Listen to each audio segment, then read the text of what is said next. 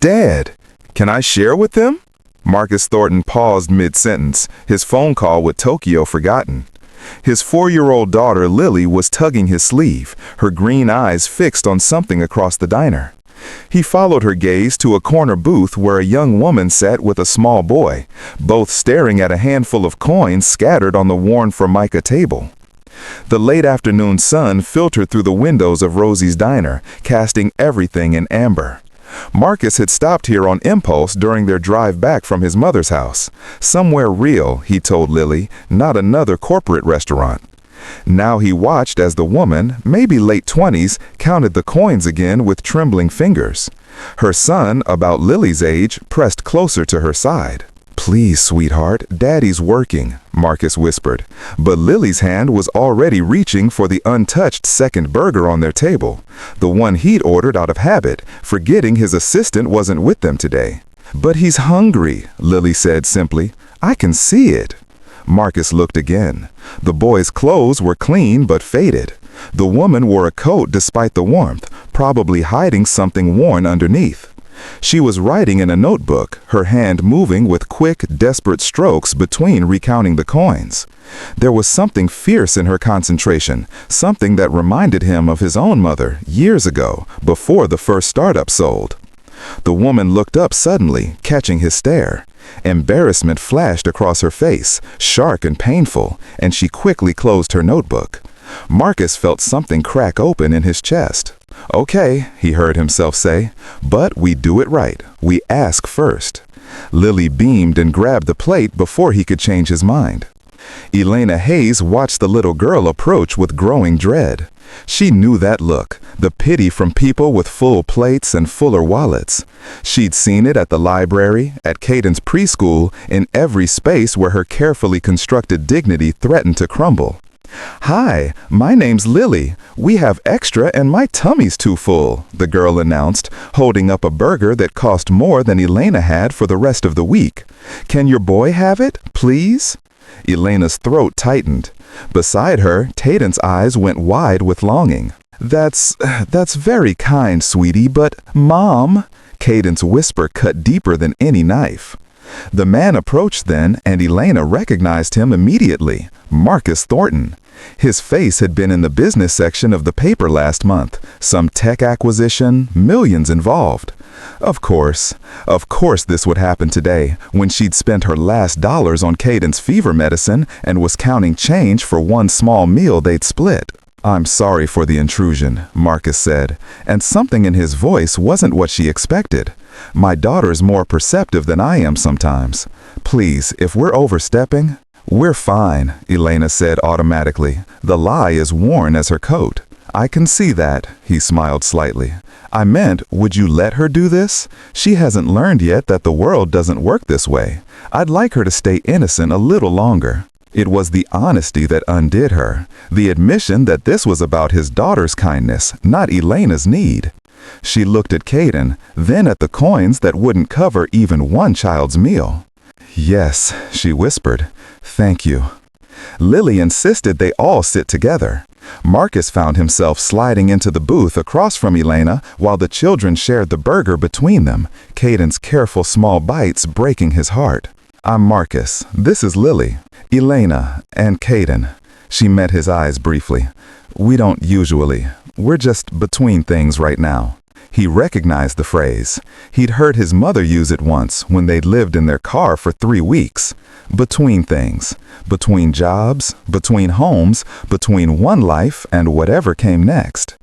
"What's in the notebook?" he asked gently. Elena's hand moved protectively over it. "Nothing, just words." "She writes stories," Caden announced through a mouthful of burger. "Mommy writes the best stories. She sold one once for $100 whole. Elena's face flushed. "Caden!" But Marcus was leaning forward. "You're a writer?" "Was. Am. I don't know anymore." She laughed bitterly. "My novel was supposed to come out last year. The publisher went bankrupt 2 months before release.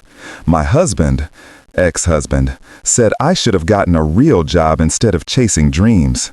He left shortly after, once he'd found someone more stable."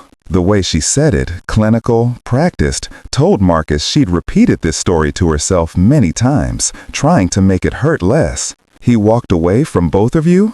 He sends checks sometimes. When he remembers. When his new girlfriend doesn't mind. Elena looked at Caden, her voice softening. But we're okay. We have each other, and I'm working at the library part-time, and I write in the mornings before Caden wakes up, and someday... She trailed off, and Marcus saw it, that flicker of hope she was afraid to fully acknowledge. Someday what? He asked. Someday someone will want to read what I write. Someday it'll be enough. Lily and Caden had moved on to drawing on paper placemats, their heads bent together in instant friendship. Marcus watched them, then looked back at Elena. "What if I told you I know someone who needs a writer?" he said slowly. "My company just acquired an educational app platform. We need content, stories that teach emotional intelligence to kids. Real stories, not corporate drivel." Elena's eyes narrowed. "I don't need charity." "Good, because I don't hire people out of charity. I hire people who have something to say and the skill to say it well." He pulled out his phone. "Send me a sample. If it's good, we'll talk terms. If it's not, we'll both forget this conversation." Just like that? Just like that. Though I should tell you, the last writer quit because I'm apparently emotionally unavailable and married to my work. He smiled wryly. "My ex-wife said the same thing before she left. So if you're looking for an easy boss, keep looking." For the first time, Elena laughed, really laughed. "An emotionally unavailable workaholic and tech? I'm shocked." "We're a rare breed," he deadpanned. The laughter felt like sun breaking through storm clouds. Marcus realized he hadn't genuinely laughed in months, maybe years. Everything had been acquisitions and quarterly reports and making sure Lily had the best of everything except his time. "Why are you doing this?" Elena asked quietly. "Really?" Marcus looked at Lily, who was showing Caden how to draw a rocket ship. "Because my daughter just taught me something I'd forgotten. And because my mother once sat where you're sitting, and a stranger gave her a chance she didn't ask for. She turned that chance into a catering business that put me through college." He met Elena's eyes. "She always said kindness isn't kindness if you expect something back. But it's also not charity if someone's earned the opportunity." Elena was quiet for a long moment. Then she opened her notebook and carefully tore out a page. "This is the first chapter of my next book, about a boy who makes friends with the moon." Marcus took it, reading the first few lines. The prose was clean, immediate, alive with the kind of wonder that came from someone who still believed in magic despite having every reason not to. "When can you start?" he asked. 6 months later, Marcus sat in the same booth at Rosie's Diner.